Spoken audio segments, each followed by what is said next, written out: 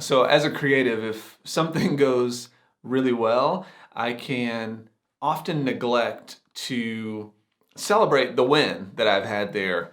And I kind of sit around and wait for the other shoe to drop. I'm just like constantly on edge saying like, well, what's going to happen now? There's like this fear that constantly exists. And honestly, like I made a little list of them here, so you'll have to forgive me. I'm going to go back and forth between my notes a little bit. But these fears are like the fear that I'm not doing enough, the fear that I'm not showing up enough, the fear that I'm not popular enough, the fear that I'm not being myself. That's a real one. And then the fear that I don't know how to do something. And when I have these fears, I try to fix them, obviously.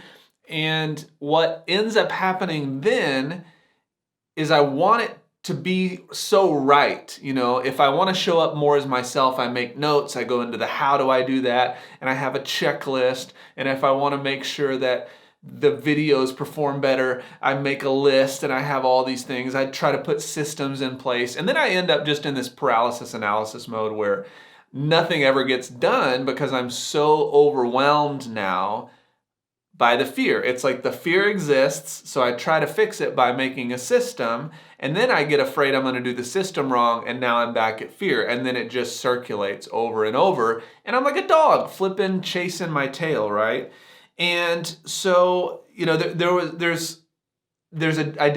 have another job, so in addition to having this business where I help creatives really identify their creative genius. And by creative genius, I don't mean like, oh, you're an incredible illustrator. You already know what you do really well.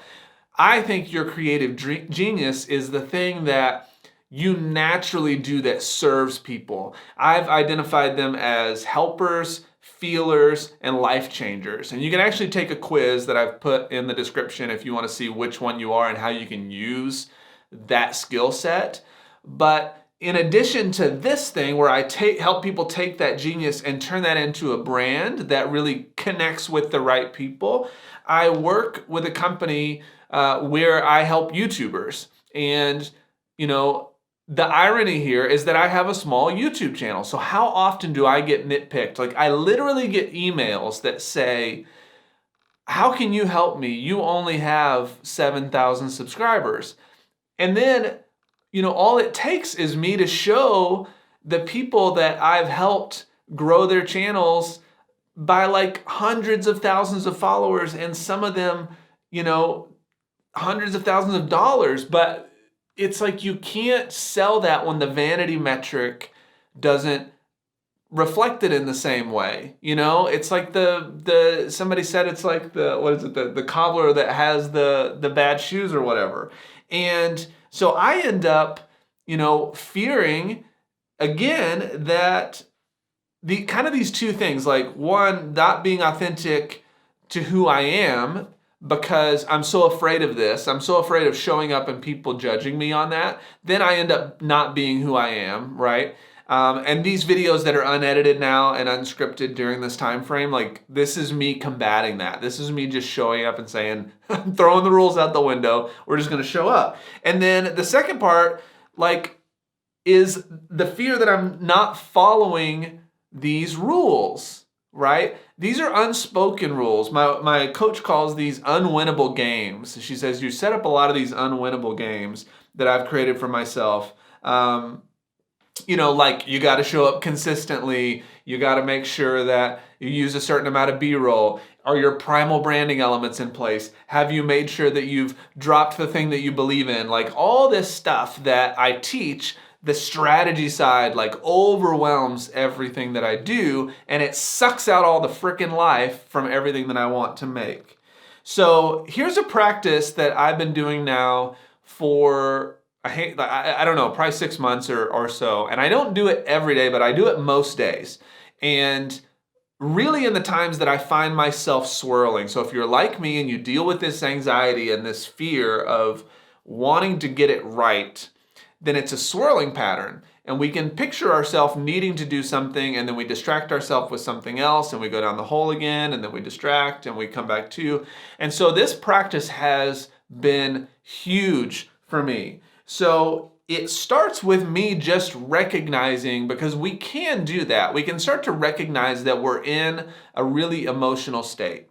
And that fear starts to well up in me. I get a knot in my stomach. I feel like I want to do more, but I just don't know how to do it. I don't know how to move forward. And so I stop and I see that fear for what it is. I literally stop and I'll take a big breath.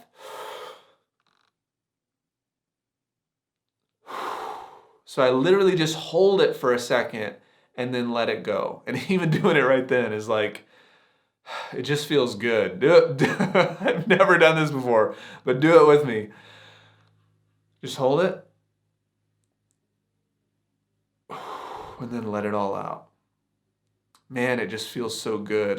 It's like my blood slows down and things just get better, right? And that allows me to see the fear for what it is. It allows me to identify this as something that I'm dealing with, but the best part is that it allows me to identify it as something I'm dealing with and not as me. I am not this fear. This fear exists as this separate thing that shows up. So my coach says that fear is false evidence appearing real. False evidence appearing real. And so when this false evidence shows up because it says to us, it's literally saying, Lennon, I want you to reach this goal that you have, but you're much more comfortable in this other zone. So we need to chill out a little bit, and maybe you should just go watch some Netflix or get lost on Instagram for a minute, get a few dopamine hits, and then just we'll try again, okay? But then when I show up to try again, yeah, I don't know, man, you're just not ready. And so when I'm able to see the fear, step outside of it, then I bring myself back to the moment. And here's how I do that. This is called I can't remember where I heard this, but the see, hear, and feel exercise. So this is a mindfulness exercise, and I would encourage you to even try it right now. Just close your eyes and think about whatever happens first. So I'm going to just kind of do it in the moment. So right now I hear something. So I say it out loud, hear. What am I hearing? I'm hearing myself, and I recognize that voice. I'm feeling something. I'm feeling my throat vibrating, and I can recognize that for what it is. Yeah, and then I feel the breath coming in and out when I pause there. Now I'm hearing something over here. It's like the lights or something. And then I feel my eyes closed. Okay, and then if I open my eyes, I see the microphone in front of me. I can see my reflection, but then I'm also seeing this lamp and feeling once again the vibrations in my throat. And so when I do this and I say it and I feel it and I allow myself to now replace this fear with the present, and I just bring my focus into the thing that matters in that moment, it just all kind of chills. And then I can take a second and approach the thing that I need to approach.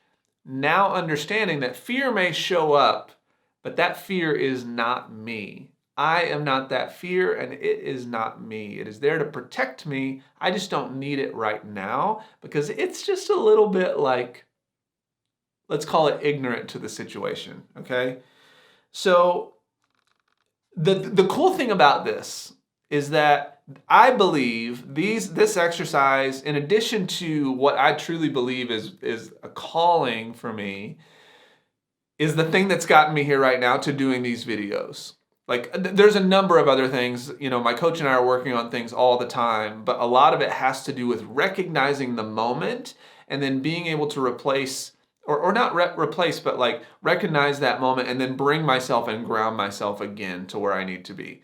And so the more that you do that as a creative person, the more you're able to really see that, the more you start to become more of yourself, the more fearless you are in the way that you show up, and you start to trust you again. My biggest thing is two things. I don't want to have any worries of what somebody thinks of me. And I'm getting much better at that. What someone else thinks of me is none of my business, right? And then the other thing is I want to live my life in a way to where if somebody told me right now, Lennon, you're going to die in an hour, then I would say, you know what? I did everything I could. And the only way I'll have those two things working in tandem is to be able to look and see things as they are and be as present in the moment as possible. And so for you, I would encourage you to test this, try this out, and see if you become more trusting in yourself, in your creativity, trusting in the way that you should show up for your person, trusting in the thing that you have to offer to the world that will serve somebody and that will allow them to serve you, to give you money, to pay you for the thing that you deserve to be paid for, to do the thing that you are meant to do, right? And we're going to go deeper into the idea of payment and money and how, like, the mindset we need to have with that as well. But you are not going to have a clear depiction of who you are and how to present that unless you can come to grips with who you are yourself.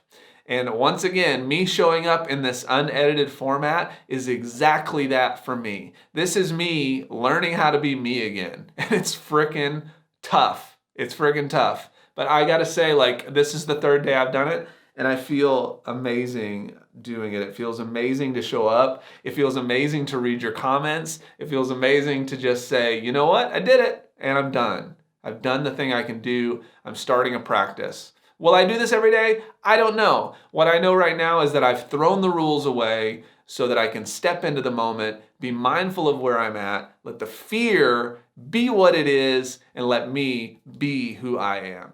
So I hope this is helpful. Try this out, the see, hear, feel exercise, and let me know how it goes. And also, would it be cool to do some sort of like guided meditation together? Would you guys like that? Let me know in the comments. Maybe I'll try that out since I'm doing some things here on the experimental side. But otherwise, I will see you guys tomorrow. Sending love.